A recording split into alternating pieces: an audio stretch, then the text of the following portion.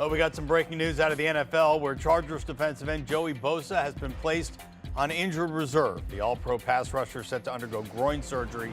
He will miss at least 4 games. Bosa was injured during the first quarter of last weekend's loss to the Jaguars. The earliest Bosa is eligible to return is November 6th against the Falcons. And we welcome in CBS Sports NFL analysts Pete Prisco and Emory Hunt. Pete, I'll start with you. What does this do to the Chargers and their chances on top of all the other injuries that they have going on the team right now? You know, Russ, you mentioned it, all the other injuries. That's the thing. It's just piling up one after another. And you talk about 2 of their best players, and they have a lot of star talent on that team, but 2 of the best players are Joey Bosa and Rashawn Slater. And Slater's out for the year. They're starting left tackle, and now Bosa's going to have surgery and be out for a while. They hope to get him back. But these are damning blows. And sometimes you sit here and you look at the LA Chargers and you say, what the heck happens to this team? Every single year there's something. Injuries pile up, or there's always an issue with this team. You think they're going to take the next step and maybe even get to the Super Bowl, and then all of a sudden they get hit by so many injuries. It almost seems like at times this team is cursed when it comes to injuries and all the problems they've had over the years.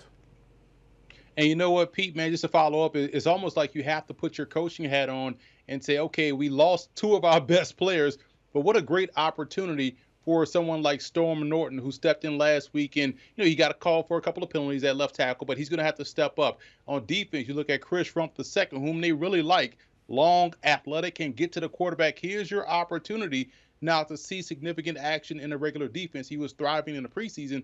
And you talk about other injuries, Jalen Guyton, the receiver, he's their deep threat. How about we call up Michael Bandy, who balled out in the preseason from the University of San Diego, call him up and work him within the offense. So you have options, but to your point, Pete, it's going to be tough to replace 2 of the top players on your team at 2 of the most critical positions in football, left tackle and pass rusher. Yeah, Emory, I'm happy you actually brought that up because depth now is what's going to be tested. Pete, Emory just listed out who's next up for this team. Do the Chargers have enough to remain afloat in the AFC West with what they've got? Well, they also have to get other guys back healthy. J.C. Jackson needs to be back healthy. Keenan Allen needs to be back healthy. The starting center, Corey Linsley, needs to be back healthy. They've had problems across the board. But even with all those injuries, last week, okay, we'll take the injuries into account. Maybe that's a 21-17 game. They got beat up by Jacksonville, 38-10. I don't care how injured you are. If you're a good team and a deep playoff team, it should not have been 38-10 at home. So there's a lot of warning flags and red flags when it comes to this team. I thought they'd be competitive for a Super Bowl this year and possibly push the Chiefs to win the division. Right now, I can't say that. And it's going to put even more pressure on their other stars. Justin Herbert's going to have to elevate his game. Khalil Mack, thankfully, he's around because he's going to have to elevate his game. So it puts more pressure on the other guys, and you hope like heck, like some of those guys, you know, Storm Norton, who's not a very good player, by the way, and Chris Rump, guys like that who step in, they have to elevate their games as well. And from the coaching side of things, hey, we have to scale back a little bit. We can't get out there and do what we wanted to do this season with Justin Herbert and everything because we want to air it out and play up tempo. Let's scale it back, line up, try to run the football, keep this a closer game. So maybe 1 or 2 breaks here or there, and we could break it and win it in the end. They have depth in the backfield. You have a bunch of backs that you can utilize. Try to run the football, keep your quarterback protected, and don't expose him often. And defensively, you got to cycle those guys in. If you're playing a close game, it's easier to keep things fresh on that side of the football. If you can keep it close, build the lead, maybe you keep guys fresh. You don't put them back out there if you're trying to go up tempo in your regular offense and get those quick 3 and out. So they got to scale back a lot of what they want to do offensively. And we'll learn a lot about Brandon Staley, the football coach, this stretch of games because of what he's going to be missing out there. He's going to really have to put that coaching hat on and dig deep and find some solutions. I can't help but wonder and worry, quite honestly, if we're underplaying the Justin Herbert injury at all. The rib injury. Pete, what are we hearing about it? And how much should we be worried that, wait a second, that throws the calculus way out of whack if Herbert is hurt for any length of time? They threw the ball okay last week, and if they're that worried about it, they had him in the game down 38-10 on the last play of the game throwing passes. Yeah, so I don't crazy. think they were that worried about it. Right. I mean, it was why he was in the game at the end is beyond my wildest dreams. That was really a dumb decision on their part, and I think if they went back and looked at it, they'd probably agree with me. But you're right. I mean, it puts more pressure. If he's hurt at any point in the season, even again, if that rib becomes a problem, it's going to be a big problem for them. And you got to wonder. Sometimes the injuries give a coach an excuse.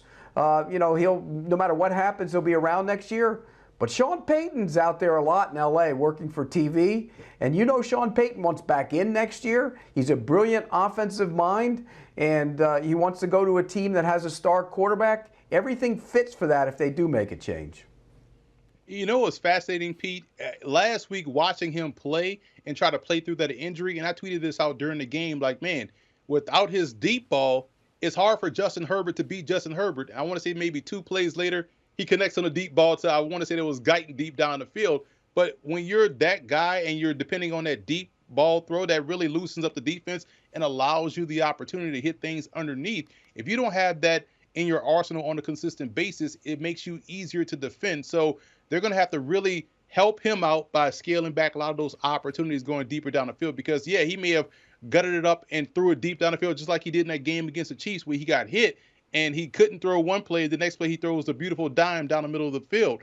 So in order to help him out when you're dealing with those rib injuries, don't call up these deep shots, work those tight ends in underneath, try to run the football a little bit, operate off play action, make it easier throws, because you have to protect the player from himself. Again, this is a double down on it. It's going to be up to Brandon Staley to change his approach, really coach on the fly, and really get this team over this injury hump, this hurdle at this part of the season. All right, and the breaking news again this afternoon is that Joey Bosa for the LA Chargers is on injured reserve. He's going to have groin surgery. Will miss at least the next 4 games. Emory Hunt and Pete Prisco, thank you, gentlemen, very much. And here's a look at the upcoming schedule for the LA Chargers. They are away to the Texans and then the Browns before coming home to the Broncos and Seahawks before getting the bye week in Week 8.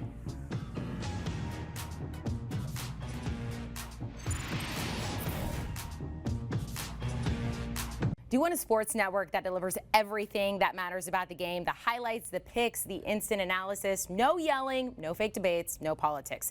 Hit the subscribe button and never miss a moment.